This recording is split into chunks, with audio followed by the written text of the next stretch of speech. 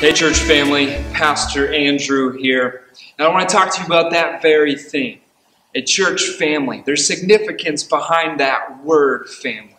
And sometimes we have these ideas of what family is because of wrongs we've experienced or wounds we've received or whatever has gone on in our lives that maybe has taken away the significance of what a family could be.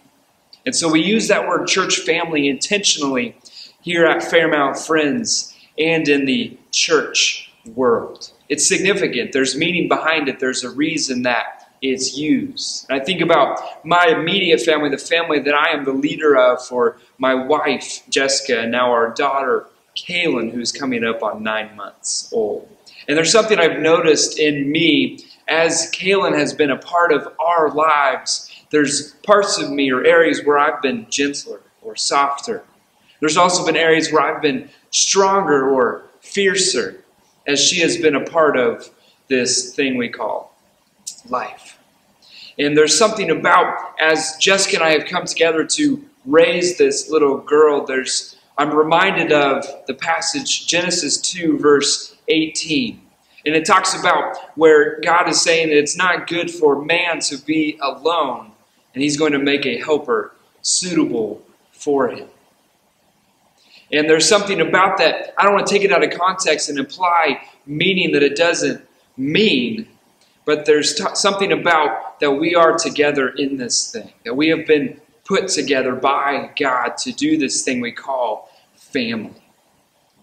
And I think about for me growing up, I had a family. I'm grateful for that. I was able to grow up on a farm, a family farm, and just to enjoy the outdoors, to enjoy the part of the process, to enjoy being a part of a church, being involved in that way, going to Sunday school, VBS, going to summer camp, whatever it might be.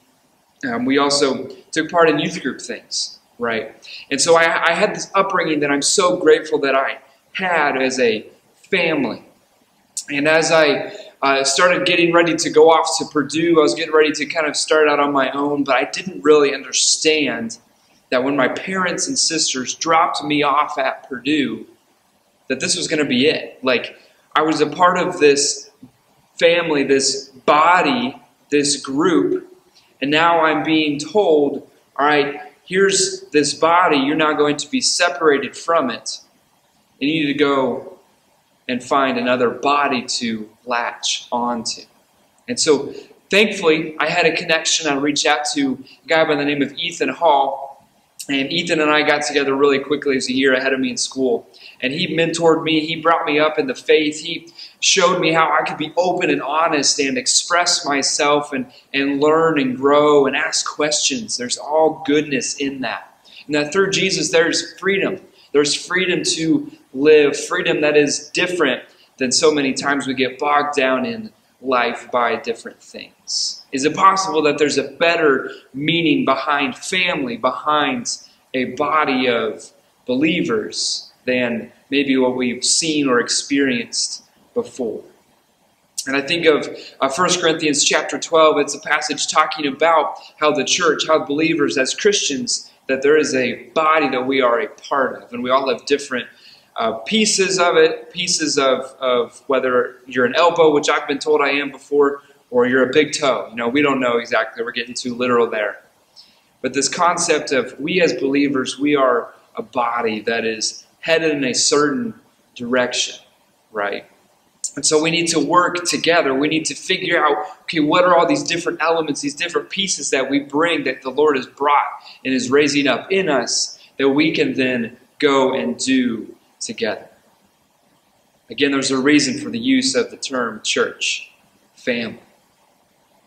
And I think about this concept of family. You know, we've got our immediate family maybe in our homes, or maybe you've got a spouse. Maybe it's just you. Maybe you've got some kids, or even you've got some grandkids that live with you. Whatever your circumstances are, you've got this family unit in your body.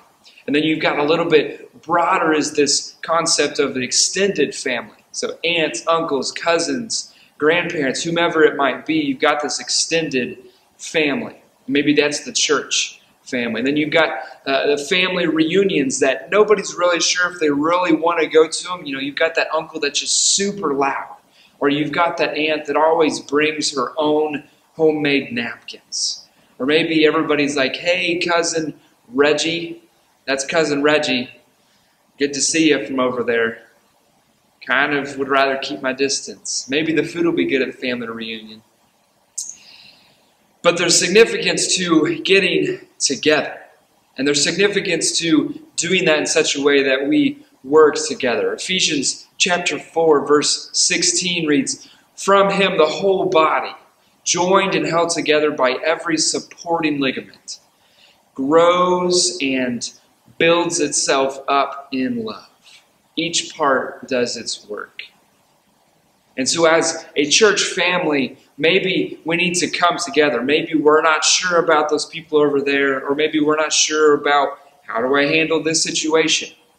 But whatever we're at in life, is it possible that a church family coming around somebody in the midst of struggle, or is it possible that a church family could come around and celebrate that which has been amazing in someone's life, and we can give glory back to God? And so what we need to do as a church family, and maybe you're in a church, maybe you're not, but we need to take a chance and get to know maybe somebody else.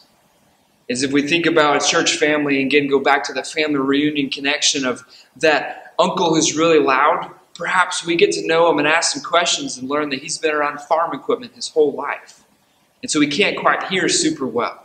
And so he talks loud, but he's got this work ethic that nobody can compete with. And he's got knowledge and experience that we can glean and ask questions of. Or that aunt who makes her own napkins and brings them to the family function. Might be like, we got paper napkins that are cheap and easy, you can throw them away. But that's the closest connection she still has back to her mother when she learned how to make those from her mom.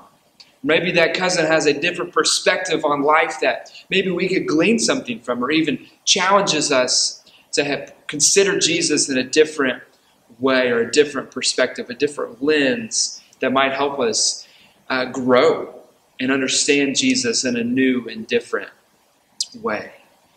And there's something significant about when that happens, when we start coming together and blending as a church family, about surrounding each other and the community around the church.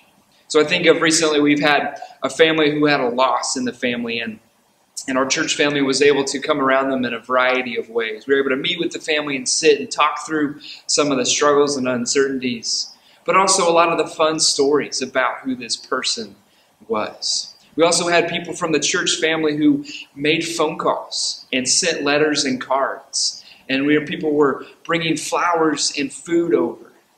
And while maybe that's like, those are easy things, you know, it takes 20 minutes to do something, or it takes 5 seconds to send something out.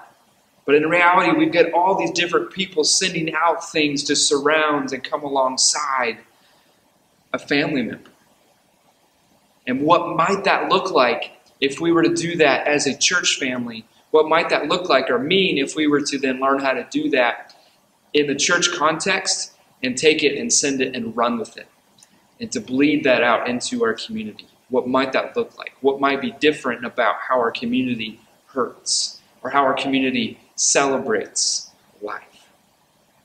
And it's through that space where Jesus is able to work even more, that Jesus is made evident. I think sometimes we try to hide away who Jesus is, or the fullness of Jesus, because we want to make sure that when we're bringing this person along to Jesus, we don't want them to be overwhelmed or overcome by the significance and the power and the majesty of Jesus. We convince ourselves that it's helpful if we kind of put ourselves in between. But in reality, what we're presenting is actually a stunted version of Jesus. And is it possible that Jesus is more than capable of knowing how to handle that person? Is it possible that he has a better way to deal with that than what we think is best or right? And so, church family, I just want to encourage you. We are a church family.